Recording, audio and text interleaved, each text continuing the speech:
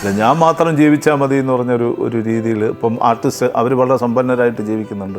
ഈ കാശും വീട് പണയം വെച്ചും ഭാര്യയുടെ താലി വിറ്റും കൊണ്ടുവരുന്ന പ്രൊഡ്യൂസർ അധോഗതിയിലേക്ക് പോകുന്നു. എത്ര പ്രൊഡ്യൂസർമാരെ എനിക്കറിയാമെന്നറിയാം. നമ്മുടെ മുമ്പിൽ ഒന്നിനും കരഞ്ഞ് പൊട്ടിക്കരയുന്നതായിട്ടുള്ള എത്രയോ പ്രൊഡ്യൂസർമാരുണ്ട്. അവരെ ഒന്നും ആരും കാണുന്നില്ല. എന്നുവെച്ചാൽ അവരുടെ ശബ്ദം വെളി കേൾക്കുന്നില്ല എന്നുള്ളതാണ്. ആ ശബ്ദമാവാനായിട്ടാണ് നമ്മളൊക്കെ നിൽക്കുന്നത്. സ്വാഭാവികമായും അങ്ങയുടെ കുടുംബത്തിന് നേരെയായിരുന്നു ഈ ചോദ്യങ്ങളൊക്കെ. അത് ചോദിച്ചോട്ടെ, എനിക്കറിയാം. അവർക്കറിയില്ല എൻ്റെ മകൾ ഇവിടെ വന്നിട്ട് എത്ര രൂപ വാങ്ങിച്ചിട്ടുണ്ടെന്നുള്ളതൊക്കെ എനിക്കറിയാം. അതുകൊണ്ട് അവരവിടെ ചോദിക്കേണ്ട കാര്യമില്ല. ഇവിടെയുള്ള റെമ്യൂണറേഷനല്ല അപ്പുറത്തോട്ടുള്ളത്. ഇക്കൊല്ലം ഏകദേശം 140 സിനിമകളോളം ഇറങ്ങിക്കഴിഞ്ഞു. ഈ 140 സിനിമകളിൽ വളരെ കുറച്ച് പടങ്ങളാണ് ഏറ്റവും സൂപ്പർ ഹിറ്റായി പോയ തുടരും എന്ന് പറഞ്ഞ സിനിമ. അത് കഴിഞ്ഞാൽ അതിൻ്റെ ലെവലിലെത്തിയ ഒരു സിനിമയെ നമുക്ക് പറയാനൊക്കത്തില്ല. ഇനി ഏതെങ്കിലും സിനിമ വരണം.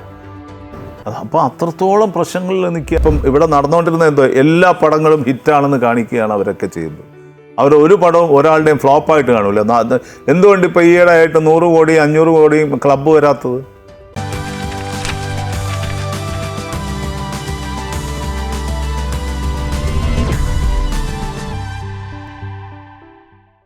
പഴയകാലത്തെ സിനിമകൾ പ്രതിഭാധനരുടെ സംവിധാനത്തിൽ മികവിലായാലും അഭിനയ മികവിലായാലും ഒക്കെ തന്നെ ആ സ്ക്രിപ്റ്റ് ആയാൽ പോലും നമ്മൾ അത്രയും ക്വാളിറ്റിയുള്ള സിനിമകൾ ഇപ്പോൾ ഉണ്ടാകുന്നുള്ളൂ. എത്ര കണ്ട് പുതിയ സിനിമകളിൽ ഉണ്ടാകുന്നു എന്നുള്ളത് അതെപ്പോഴും ചർച്ചയ്ക്ക് വിധേയമായിക്കൊണ്ടിരിക്കുന്ന ഒരു വിഷയം തന്നെയാണ്. മലയാള സിനിമ എടുത്താലും മലയാള സിനിമ ഇന്ന് ഇന്ത്യൻ സിനിമയിൽ ഏറ്റവും മുൻപന്തിയിൽ നിൽക്കുന്ന ഒരു ഇൻഡസ്ട്രി.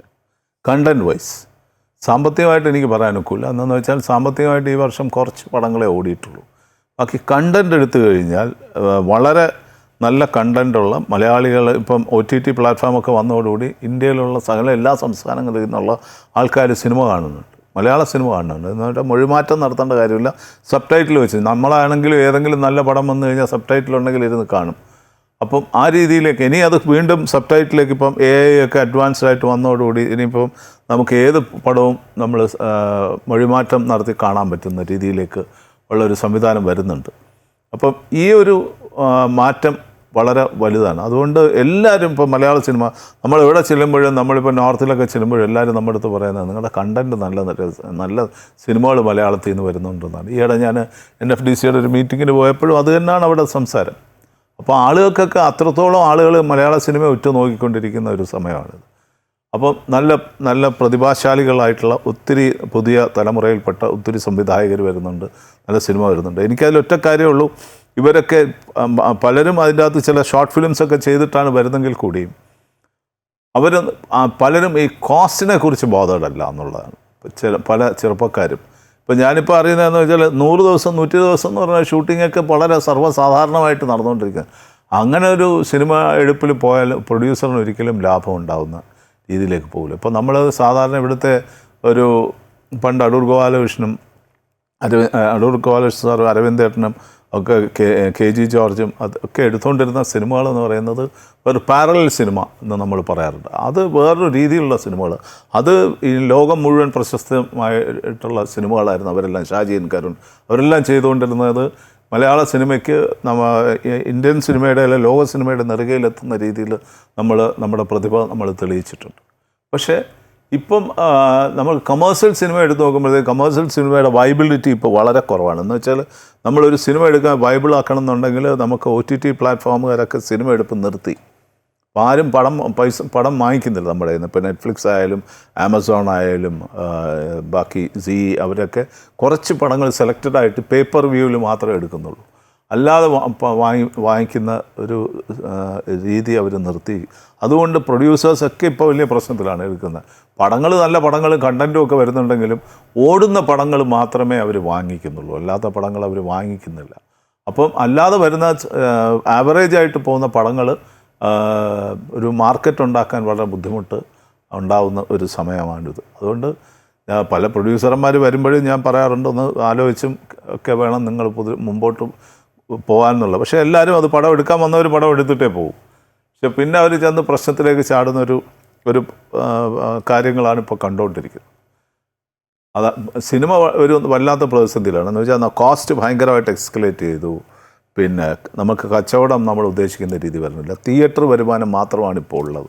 അപ്പോൾ തിയേറ്റർ വരുമാനം വെച്ച് മാത്രം നമുക്ക് ലാഭമാക്കി കൊണ്ടുപോകാൻ ഒക്കത്തില്ല. പിന്നെ നമ്മുടെ ഗവൺമെൻറ്റിൻ്റെ പുതിയ പോളിസി നമ്മളിപ്പം ഒരു ഗവൺമെൻറ് ഇപ്പോൾ ഒരു കോൺക്ലേവ് ഒക്കെ നടത്തി, നമ്മൾ വലിയ ചർച്ചകളും കാര്യങ്ങളൊക്കെ നടന്നു. എന്തെങ്കിലുമൊക്കെ ഉരുത്തിരിഞ്ഞൊരു പോളിസി ആയിട്ട് വരും. അതിൻ്റെ കരട് നമ്മുടെ കയ്യിൽ കിട്ടിയിട്ടില്ല. അപ്പം പബ്ലിഷ് ചെയ്യുമെന്ന് പറഞ്ഞു. അത് വായിച്ച് കണ്ടതിന് ശേഷം മാത്രമേ ഗവൺമെൻറ്റിൻ്റെ ഭാഗത്തു നിന്ന് എന്തെങ്കിലും സപ്പോർട്ട് നമുക്കുണ്ടോ എന്നുള്ളത് അറിയാനൊക്കത്തുള്ളൂ. എന്ന് വെച്ചാൽ ബാക്കി UP, മധ്യപ്രദേശ്, ഹരിയാന, സിക്കിം പോലുള്ള ചെറിയ സംസ്ഥാനത്ത് പോലും 20 ലക്ഷം രൂപ 30 ലക്ഷം രൂപ സബ്സിഡി വരുന്നുണ്ട്. UP യിലാണെങ്കിൽ 2 കോടി രൂപയാണ്. അപ്പം ഹരിയാനയിലും കൊടുക്കുന്നുണ്ട് 1.5 കോടി രൂപ സബ്സിഡി. അപ്പോൾ അതൊക്കെ ഒരു വലിയ രീതിയിലൊരു അട്രാക്ഷനാണ് അങ്ങോട്ട് ആൾക്കാരെ. ഹിന്ദി പടങ്ങൾക്കാണ് പ്രത്യേകിച്ച് അവിടെ കിട്ടുന്നത്. അപ്പോൾ അതൊക്കെ അങ്ങനെയുള്ള ഹിന്ദി പടം ഒക്കെ ചെയ്യാനായിട്ട് ആളുകൾക്കൊരു സപ്പോർട്ട് കിട്ടുന്നുണ്ട്. നമുക്കിവിടെ അങ്ങനെ ഒരു സപ്പോർട്ട് ഗവൺമെൻറ്റിൻ്റെ ഭാഗത്തു നിന്നില്ല.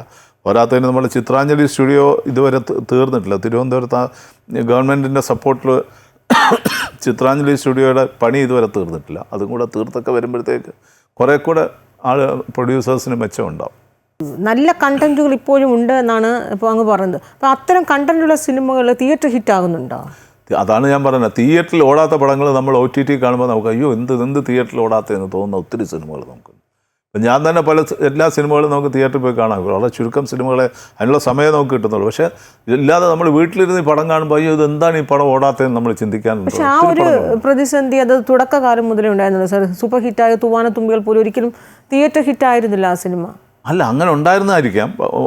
എല്ലാ കാലത്തും അങ്ങനെ ഉണ്ടാവും. പക്ഷേ ഈ തിയേറ്ററിൽ നിന്ന് വരുന്ന കളക്ഷനാണ് മെയിനായിട്ട് നമുക്ക് വേണ്ടത്. തിയേറ്ററിൽ കളക്ഷൻ കിട്ടിയില്ല എന്നുണ്ടെങ്കിൽ നമുക്ക് വലിയ പ്രശ്നമാകും. അപ്പോൾ ഇതെല്ലാവരും മനസ്സിലാക്കണം. ഇൻഡസ്ട്രിയിലുള്ള എല്ലാവരും ഈ കാര്യങ്ങൾ മനസ്സിലാക്കണം. ഇപ്പം നമുക്ക് ഏകദേശം 65 മുതൽ 70% വരെ ആർട്ടിസ്റ്റിൻ്റെ റിമ്യൂണറേഷനായിട്ട് പോകുന്നുണ്ട് സിനിമ ഒരു പടം പ്രൊഡ്യൂസ് ചെയ്യുമ്പോഴത്തേക്ക്.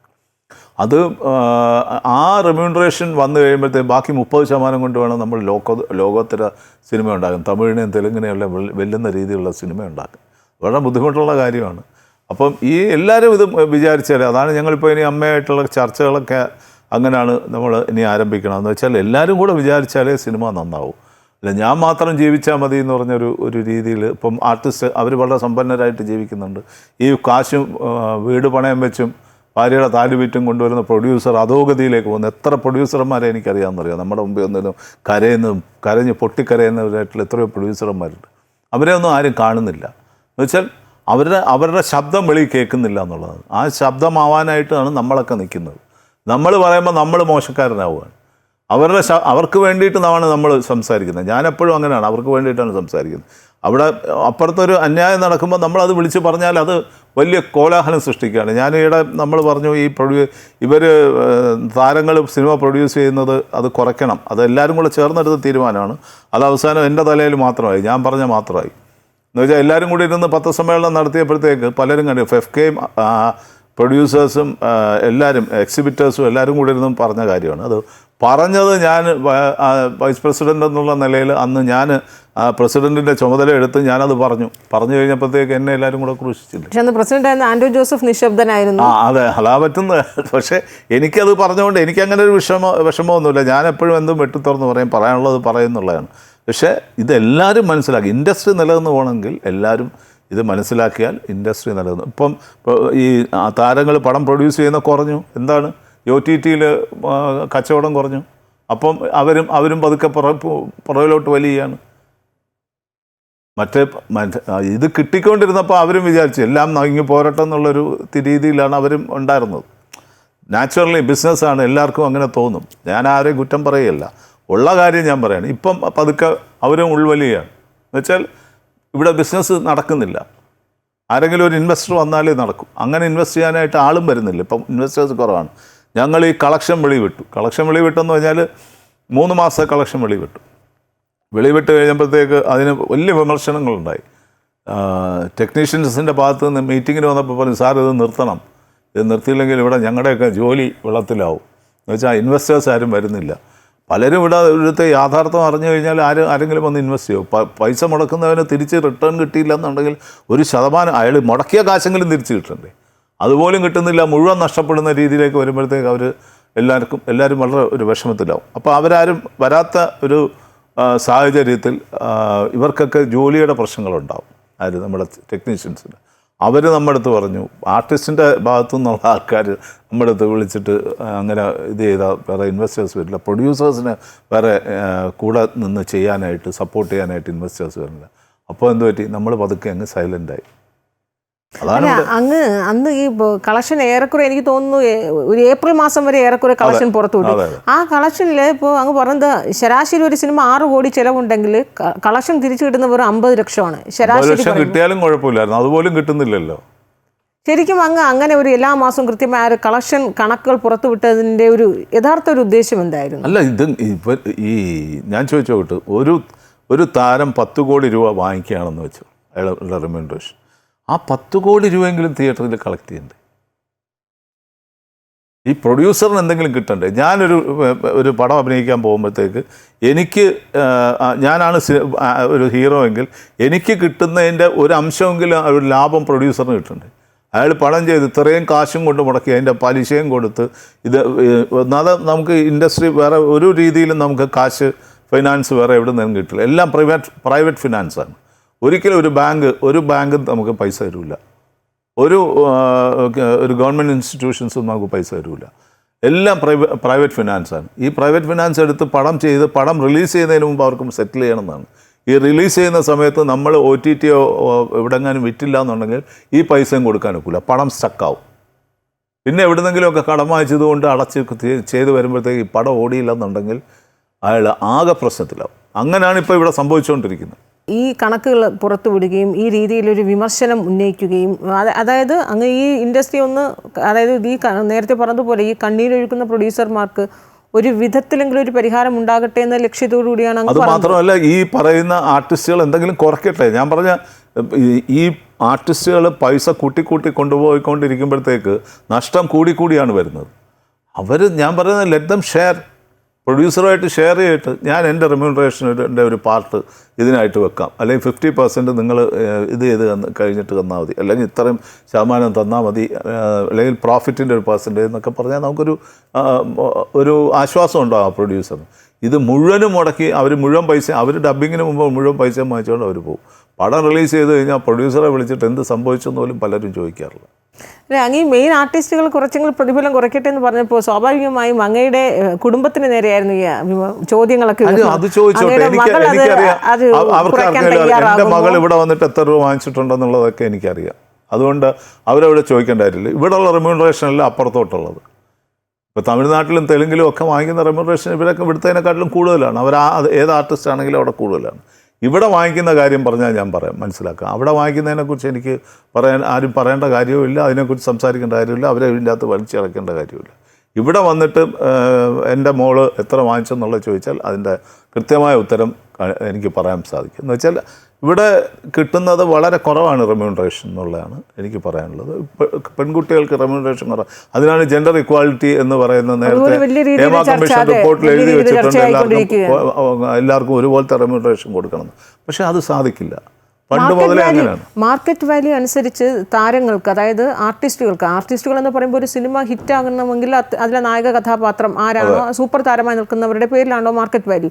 പക്ഷെ അങ്ങനെയാണെങ്കിൽ പോലും ആ നായകനും നായികയ്ക്കും കൊടുക്കുന്നതിൽ ആ ഒരു വ്യത്യാസം, അന്തരം എന്ന് പറയുന്നത് എത്രയോ വലുതാണ്. വലിയ അന്തരമാണുള്ളത്. അവിടെ എന്തെങ്കിലും ഒരു പരിഹാരം ഉണ്ടാക്കാൻ കഴിയുമോ? അത് പണ്ടും അങ്ങനെ തന്നെയായിരുന്നു. നസീർ സാർ അഭിനയിച്ചുകൊണ്ടിരിക്കുന്ന കാലഘട്ടം മുതലും മധു സാർ ആരെ എടുത്തു കഴിഞ്ഞാലും ഷീലാമ്മയ്ക്കും ജയഭാരതിക്കും ഒക്കെ കിട്ടിക്കൊണ്ടിരുന്നത് അതിലും വളരെ കുറവാണ്. എൻ്റെ ഭാര്യ അഭിനയിച്ചുകൊണ്ടിരുന്നപ്പോഴും ഹീറോയ്ക്ക് എന്തായിരുന്നു, അതിലും വളരെ കുറവല്ലേ അവർ വാങ്ങിച്ചുകൊണ്ടിരുന്നത്. ചില സ്ഥലത്ത് ഇപ്പം നയൻതാരയൊക്കെ സൂപ്പർ സ്റ്റാറായിട്ട് നിൽക്കുന്ന സ്ഥലം അവർ വാങ്ങിക്കുന്നതിനും കുറവാണ് ചിലപ്പോൾ അവരുടെ ഹീറോ വാങ്ങിച്ചുകൊണ്ടിരിക്കുന്നത്. അപ്പോൾ ഐശ്വര്യ റായ്. അപ്പോൾ നേരെ തിരിച്ചും മറിച്ചും ഒക്കെ വരുന്നുണ്ട്. അപ്പോൾ അത് ഓരോരുത്തരുടെ സ്റ്റാർഡം അനുസരിച്ച് ഇരിക്കും. അതുകൊണ്ട് എല്ലാവർക്കും ഒരുപോലത്തെ റെമ്യൂണറേഷൻ കൊടുക്കുക എന്നൊക്കെ പറയുന്നത് അതൊന്നും നടക്കാത്ത കാര്യമാണ്. അങ്ങനെ നടക്കില്ല. ഇപ്പോൾ തൽക്കാലം നടക്കും. പക്ഷേ അവർ ഇപ്പം നേരത്തെ പറഞ്ഞില്ല, ഐശ്വര്യ റായിയൊക്കെ വലിയ രീതിയിലുള്ള റെമ്യൂണറേഷനാണ് വാങ്ങിച്ചുകൊണ്ടിരുന്നത്. ചിലപ്പോൾ ഒരുപക്ഷെ ഇവിടെ സൗത്തിലുള്ള ഒരാൾ വാങ്ങിക്കുന്നതിനെക്കാട്ടിലും കൂടുതൽ റെമ്യൂണറേഷൻ അവരിവിടെ അഭിനയിക്കാൻ വരുമ്പോൾ വാങ്ങിക്കാറുണ്ട്. അതൊക്കെ നടക്കുന്നതാണ്, സ്വാഭാവികമായിട്ട് നടക്കുന്നത്. അത് മാർക്കറ്റ് അനുസരിച്ച് അത് ഡിപ്പെൻഡ് ചെയ്യും, ഫ്ലക്ച്വേറ്റ് ചെയ്യും. അത് ചിലപ്പോൾ അവർക്ക് കുറേ കാലം കഴിയുമ്പോഴത്തേക്ക് അവരുടെ മാർക്കറ്റ് മോശമാകുമ്പോൾ അവർ വളരെ താഴെ വരും, റെമ്യൂണറേഷൻ കുറയുകയും ചെയ്യും. മാർക്കറ്റിൽ നിൽക്കുന്നവർക്ക് നമ്മൾ മാർക്കറ്റിൽ ഒരു നല്ല ഡിമാൻഡുള്ള സാധനം വാങ്ങിക്കണേ നമ്മൾ നല്ല പൈസ കൊടുക്കും. ഒരു ഐഫോൺ വാങ്ങിക്കണേ നല്ല കാശ് കൊടുത്തല്ലേ വാങ്ങിക്കാൻ നോക്കും. നോക്കിയയുടെ ചെറിയ ഫോൺ പോലെ അല്ലല്ലോ ഐഫോണിൻ്റെ പൈസ കൊടുക്കുന്നത്. അപ്പോൾ അത് പ്രോഡക്റ്റിൻ്റെ ക്വാളിറ്റിയും ഇതുമൊക്കെ അനുസരിച്ച് പൈസ കൂടും. ഈ പ്രൊഡ്യൂസേഴ്സ് നേരിടുന്ന പ്രതിസന്ധികളുടെ വലിയൊരു വിഷയം ചൂണ്ടിക്കാട്ടിയിട്ടാണ് നിങ്ങൾ പദവി ഒഴിയുന്നത്. ആ വിഷയം അവിടെ തന്നെ നിൽക്കുകയാണ്. അത് ഇതുവരെ കൃത്യമായ ഒരു പക്ഷേ ഈ സിനിമ കോൺക്ലേവിലൊക്കെ സിനിമാ നയം രൂപീകരിക്കുന്ന ഒരു സമയത്തിൽ എവിടെയെങ്കിലുമൊക്കെ ഒരു പരിഹാരം ഉണ്ടാകുമായിരിക്കും. എന്നാലും പുതിയ തലപ്പത്ത് വന്നവർ, അതായത് പുതിയൊരു ജനറേഷൻ ഭാരവാഹികളായി മാറുമ്പോൾ അവർക്ക് ആ പ്രശ്നങ്ങൾ അല്ലെങ്കിൽ ആ ഒരു വിഷയം എത്രത്തോളം അവർക്ക് കൈകാര്യം ചെയ്യാൻ കഴിയും? തീർച്ചയായിട്ടും അവർക്ക് കൈകാര്യം ചെയ്യും. എന്ന് വെച്ചാൽ അവരൊക്കെ ഇപ്പോൾ റെഗുലറായിട്ട് പ്രൊഡ്യൂസ് ചെയ്തുകൊണ്ടിരിക്കുന്നവരാണ്. അപ്പം ഞങ്ങളുടെ അവിടെ ഞാൻ പറഞ്ഞില്ലേ, മുൻനിരയിൽ നിൽക്കുന്ന ഇപ്പോഴത്തെ ആൾക്കാരെല്ലാം പ്രൊഡ്യൂസേഴ്സാണ്, കണ്ടിന്യൂസ് ആയിട്ട് പടം ചെയ്യുന്നവരാണ്. അവർക്കത് ചെയ്യാൻ സാധിക്കും. അവർക്കുള്ള എല്ലാ സപ്പോർട്ടും നമ്മുടെ ഭാഗത്തു നിന്നുണ്ടല്ലോ. നമ്മളവിടെ ഉപദേശൻ്റെ രീതിയിൽ നമ്മളെല്ലാവരും കുറേ പേരുണ്ടല്ലോ അവിടെ. അതുകൊണ്ട് സീനിയേഴ്സിനെയും ജൂനിയേഴ്സിനെയും കൂടെ മിക്സപ്പ് ചെയ്താണ് ഞങ്ങൾ ഇപ്രാവശ്യം ഇട്ടിരിക്കുന്നത്. എല്ലാ പ്രാവശ്യവും എല്ലാവരും കയറി ഇരുന്നിട്ട് കാര്യമില്ല. അത് ഞങ്ങളെക്കുറിച്ച് വലിയ വിമർശനങ്ങളൊക്കെ ഉണ്ട്. ഞങ്ങളൊക്കെ അവിടെ വന്ന് വർഷങ്ങളായിട്ട് അവിടെ ഇരുന്ന് ഞങ്ങൾ എന്ത് ചെയ്തു എന്നുള്ളതും കൂടെ അവർ നോക്കണം. ഞങ്ങളെ വിമർശിക്കുന്നവർ ഞങ്ങളവിടെ വന്നിട്ട് എന്തൊക്കെയാണ് അസോസിയേഷന് വേണ്ടിയിട്ട് ചെയ്തിട്ടുള്ളത്, എന്തൊക്കെ കാര്യങ്ങൾ അവിടെ നടത്തിയിട്ടുണ്ടെന്നുള്ളതൊക്കെ അവർ അന്വേഷിക്കുമ്പോൾ അവർക്ക് മനസ്സിലാവും എന്താണ് ചെയ്യുന്നതെന്നുള്ളത്. പലർക്കും അതറിയാം, എങ്കിലും ചിലർ വെളിയിൽ നിന്ന് വിമർശിക്കുന്നുണ്ട്. ഈ താരങ്ങളുടെ പ്രതിഫലം കുറയ്ക്കണം, എന്നാൽ മാത്രമേ ഏറെക്കുറെയെങ്കിലും ഒരു ചെറിയ രീതിയിലെങ്കിലും ആ ഒരു പ്രതിസന്ധി, പ്രത്യേകിച്ച് ഈ സിനിമകൾ, ഈ എത്രയോ സിനിമകൾ ഇങ്ങനെ നഷ്ടങ്ങൾ മാത്രമാണ് സിനിമകൾ ഉണ്ടാകുന്നത്. ഇക്കൊല്ലം ഏകദേശം 140 സിനിമകളോളം ഇറങ്ങിക്കഴിഞ്ഞു. ഈ 140 സിനിമകളിൽ വളരെ കുറച്ച് പടങ്ങളാണ്. ഏറ്റവും സൂപ്പർ ഹിറ്റായി പോയ തുടരും എന്ന് പറഞ്ഞ സിനിമ. അത് കഴിഞ്ഞാൽ അതിൻ്റെ ലെവലിലെത്തിയ ഒരു സിനിമയെ നമുക്ക് പറയാനൊക്കത്തില്ല. ഇനി ഏതെങ്കിലും സിനിമ വരണം. അപ്പോൾ അത്രത്തോളം പ്രശ്നങ്ങളിൽ നിൽക്കുകയാണ്. ഞാൻ ഈ വർഷം അവസാനമാകുമ്പോഴത്തേക്ക് നമ്മൾ ഈ ഇറങ്ങിയ പടങ്ങളുടെ കണക്കുകൾ വെളിയിടാറുണ്ട്. ജയപരാജയങ്ങളെ കുറിച്ചുള്ള ഇതുമൊക്കെ ലിസ്റ്റുമൊക്കെ നമ്മൾ വിടും. പക്ഷേ വളരെ മോശം സിറ്റുവേഷനിലാണ് പോയിക്കൊണ്ടിരിക്കുന്നത്. പല തിയേറ്ററുകളും ഈ തുടരും എന്ന് പറഞ്ഞ സിനിമ റിലീസ് ചെയ്ത് കഴിഞ്ഞതിന് ശേഷം പല തിയേറ്ററിലും പൂട്ടിയിട്ടിരിക്കുകയാണ്. തിയേറ്ററുകാരും പ്രതിസന്ധിയിലാണ്. പിന്നെ അതിനൊരു ഉണർവുണ്ടായ കൂലി എന്ന് പറഞ്ഞൊരു സിനിമ വന്നപ്പോഴാണ്. അത് അന്യഭാഷാ സിനിമയാണ്.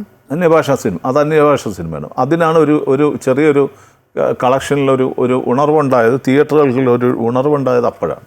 ഈ 140 സിനിമയിൽ ആകെ ഒരു വിജയം കണ്ടു, അല്ലെങ്കിൽ ഒരു വിജയം കണ്ടതൊരു 5 പടമോ 7 പടമോ കാണത്തുള്ളൂ. സിനിമ, മലയാള സിനിമ ഇങ്ങനെ പോകുന്നു എന്ന് പറയുമ്പോൾ അത് ഈ കഴിഞ്ഞ കുറേ കാലമായി ഉണ്ടതാണോ, അത് മുമ്പും ഇതേ രീതി കുറേ കാലങ്ങളായിട്ട് ഇത് തന്നെയാണ് ഇത്. പക്ഷേ മുമ്പ് ഇപ്പം ഒരു 2-3 വർഷമായിട്ട് അതിൻ്റെ ഒരു രീതിയിലുള്ള കച്ചവടവും നടക്കുന്നില്ല എന്നുള്ളതാണ്. ഇപ്പം നമ്മൾ പേപ്പർ വ്യൂവിലാണ് പലരും.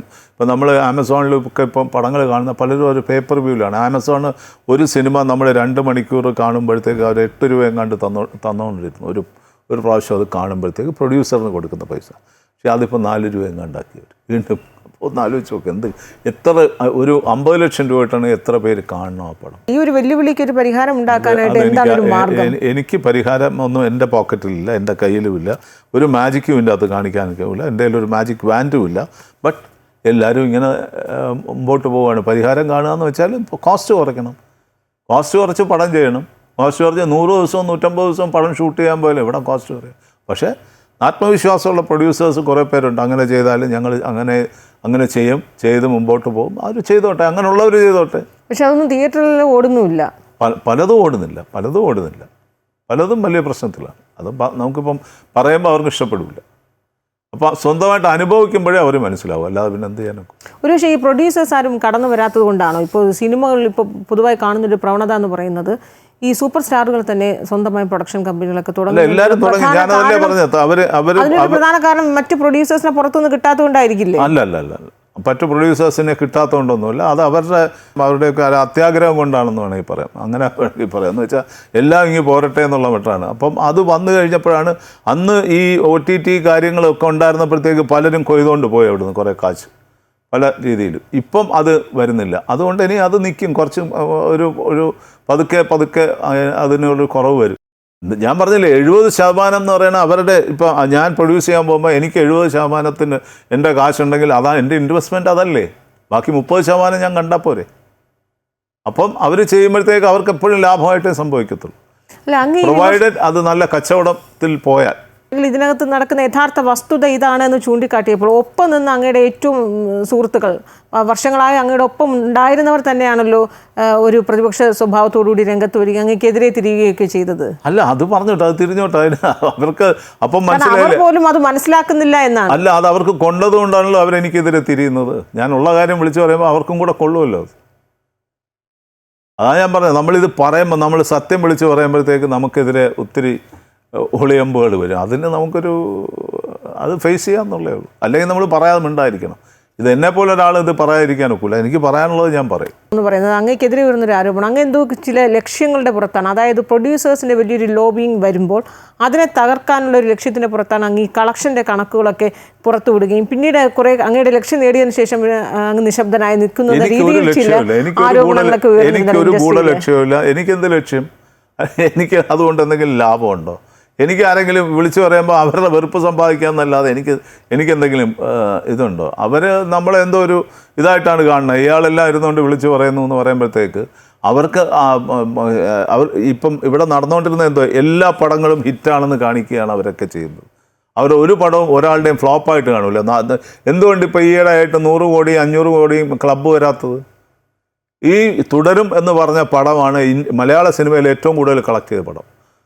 കേരളത്തിനകത്ത് അത് ഷെയർ വന്നത്, ഞങ്ങൾ ഷെയറാണ് ഇത് ചെയ്യുന്നത്. ഷെയർ വന്നത് അത് 50 കോടി രൂപയാണ് ആ പടത്തിന് കേരളത്തിനകത്ത് ഷെയർ വന്നത്. കേരളത്തിൻ്റെ വെളിയിൽ ഒരു 6 കോടി രൂപ ഇന്ത്യക്കകത്ത് വന്നിട്ടുണ്ട്, വെളിയിൽ, അതായത് ഔട്ട്സൈഡ് കേരള. ഓവർസീസും ഇതുപോലെ വലിയൊരു ഷെയർ വന്നിട്ടുണ്ട്. അത് അദ്ദേഹത്തിനല്ല, അത് വേറൊരു കമ്പനിക്കാണ് അത് പോയത്. അപ്പം ഈ 55 കോടി രൂപയാണ് ഒരു പ്രൊഡ്യൂസർ മലയാളത്തിൽ ഷെയറായിട്ട് കിട്ടിയ ഏറ്റവും വലിയ പടം. അപ്പോൾ ഒന്ന് ആലോചിച്ച് നോക്ക്. ഇതിന് മുമ്പ് എത്ര പടങ്ങൾ 100 കോടിയും 150 കോടിയും 200 കോടി എന്നൊക്കെ പറഞ്ഞ് പലതും ഇവിടെ പരസ്യം ചെയ്തല്ലോ. അപ്പം പൊള്ളയായ കാര്യങ്ങൾ പരസ്യം ചെയ്ത് ആളുകളെ തെറ്റിദ്ധരിപ്പിക്കുന്ന രീതി നിർത്തണം. അതല്ലാതെ ഉള്ള കാര്യം പറയണം.